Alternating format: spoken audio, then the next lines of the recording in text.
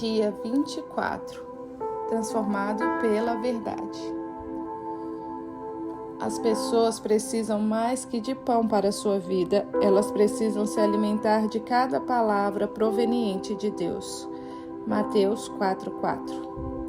Agora me entrego a Deus, o nosso Deus maravilhoso, cuja palavra poderá moldar vocês, para que sejam o que Ele quer e conceder a vocês tudo de que precisam nessa comunidade de santos amigos. Atos 20:32. A verdade nos transforma. O crescimento espiritual é o processo pelo qual substituímos as mentiras pelas verdades. Jesus orou: santifica-os na verdade. A tua palavra é a verdade. João 17:17. Santificação exige revelação. O Espírito de Deus usa a palavra de Deus para nos tornar semelhantes ao Filho de Deus. Para tornar-nos semelhantes a Jesus, devemos preencher nossa vida com a palavra. A Bíblia diz: por meio da palavra somos unidos e moldados para as tarefas que Deus deseja nos incumbir. 2 Timóteo 3:17. A palavra de Deus é diferente de qualquer outra. Ela é viva. Atos 7:38, Hebreus 4:12, 1 Pedro 1:23. Jesus disse: as palavras que eu disse são espírito e vida. João 6:63. Quando o Senhor fala, as coisas mudam. Tudo ao seu redor, toda a criação existe porque Deus disse. Foi pelas palavras dele que tudo veio a existir. Sem elas, você nem estaria vivo. Tiago observa: Deus decidiu nos dar vida pela palavra da verdade. Por isso somos as mais importantes de todas as coisas que Ele criou. Tiago 1:18. A Bíblia é muito mais que um manual de doutrinas. A palavra de Deus gera vida, produz fé, promove mudanças, afugenta o diabo, realiza milagres, cura feridas, edifica o caráter, transforma circunstâncias, transmite alegria, supera a adversidade, derrota a tentação, inspira esperança, libera poder. Esclarece a mente, cria coisas e nos garante um futuro eterno. Não podemos viver sem a palavra de Deus, cujo valor nunca deve ser subestimado. Você deve considerá-la tão especial à sua vida quanto o alimento. Jó disse: dei mais valor às palavras de sua boca do que ao meu pão de cada dia. Jó 23:12. A palavra de Deus é o alimento espiritual do qual você deve se alimentar para cumprir o seu propósito.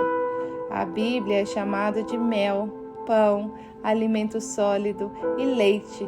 Salmos 119:103, Mateus 4:4, 1 Coríntios 3:2, 1 Pedro 2:2. Essa refeição completa é o menu do Espírito Santo para o fortalecimento e crescimento espiritual. Pedro aconselha: desejem de coração o leite espiritual puro, para que por meio dele cresçam para a salvação. 1 Pedro 2:2. Permanecendo na palavra de Deus. Existem mais Bíblias impressas hoje em dia do que jamais houve no passado, mas de nada vale uma Bíblia na estante. Milhões de fiéis são assolados pela anorexia espiritual, morrendo de fome com a alma subnutrida.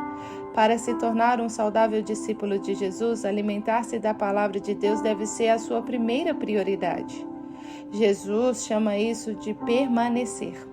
Ele disse: se vocês permanecem na minha palavra, então serão verdadeiramente meus discípulos. João 8:31. Na vida cotidiana, permanecer na palavra de Deus inclui 3 atitudes. Devo aceitar a sua autoridade. A Bíblia deve se tornar o critério definitivo para a minha vida, a bússola para a qual confio para saber a direção. O conselho a que dou ouvidos para tomar decisões sábias e o parâmetro que utilizo para avaliar todas as coisas. A Bíblia sempre deve ter a primeira e a última palavra na minha vida. Muitos de nossos problemas ocorrem porque baseamos nossas escolhas em critérios duvidosos. cultura. Todos estão fazendo isso. Tradição. Sempre fizemos isso. Razão. Isso parece lógico. Emoção. Pareceu-me a coisa certa. Todos esses critérios foram corrompidos pela entrada do pecado no mundo.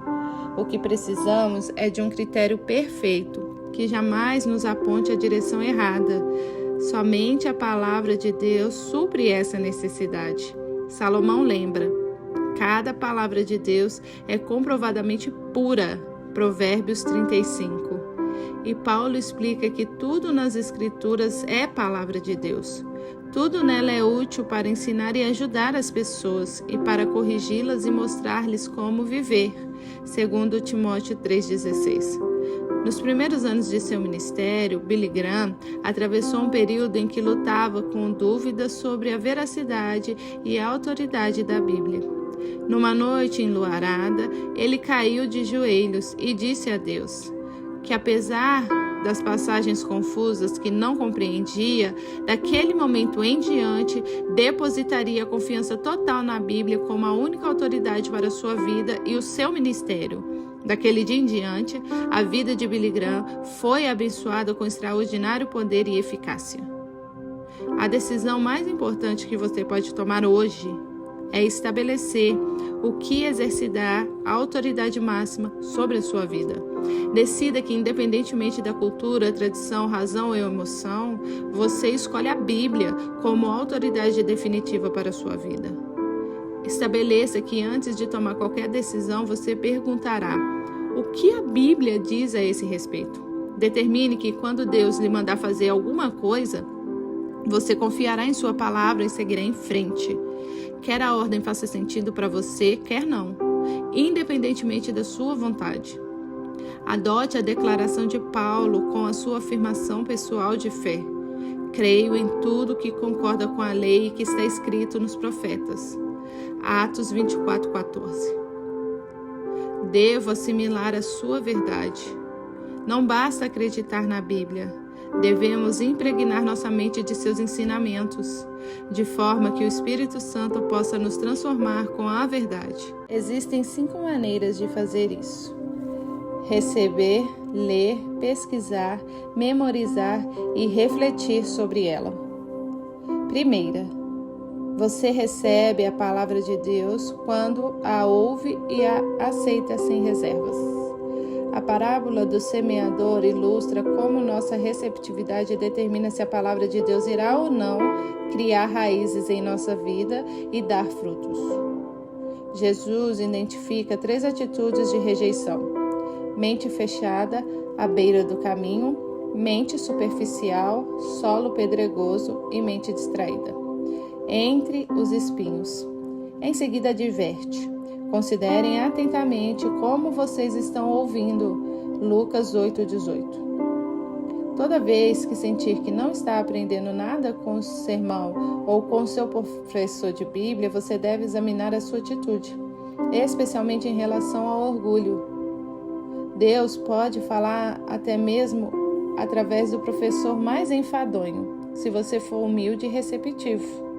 Tiago aconselha: não, espírito humilde, gentil, honesto, receba de bom grado a palavra que, implantada e arraigada no coração, tem o poder de salvar a sua alma. Tiago 1:21. Segunda, por mais de 2000 anos a história da igreja, somente o líder da comunidade eclesiástica podia ler a Bíblia pessoalmente. Mas agora, milhões de pessoas têm acesso a ela. Apesar disso, muitos fiéis são mais dedicados à leitura do jornal diário do que à leitura da Bíblia. Não é de admirar que não cresçamos. Não se pode assistir à televisão durante 3 horas e esperar crescimento lendo a Bíblia apenas 3 minutos. Muitos dos que afirmam crer na Bíblia de capa a capa jamais a leram de uma capa a outra. Mas, se você separar 15 minutos do seu dia para ler a Bíblia, em 1 ano terá lido toda ela. Se você eliminar algum programa de televisão de 30 minutos todos os dias e substituí-lo pela leitura bíblica, completará 2 leituras da Bíblia em 1 ano. A leitura diária da Bíblia o manterá ao alcance da voz de Deus. Por isso, Deus orientou aos reis de Israel a sempre manter por perto uma cópia da lei. Ele deverá guardá-la consigo todo o tempo e lê-la todos os dias de sua vida. Deuteronômio 17:19. Mas não se limite a mantê-la perto de você. Leia regularmente. Uma ferramenta simples, mas de grande auxílio, é um plano de leitura diário da Bíblia. Evitará que você fique saltando de uma parte a outra arbitrariamente, negligenciando outras. Terceira, pesquisar ou estudar a Bíblia é outra forma prática de permanecer na Palavra de Deus. A diferença entre ler e estudar a Bíblia implica em duas atividades adicionais: fazer perguntas sobre o texto e anotar as suas impressões. Você não terá estudado realmente a Bíblia se não anotar seus pensamentos num papel ou no computador.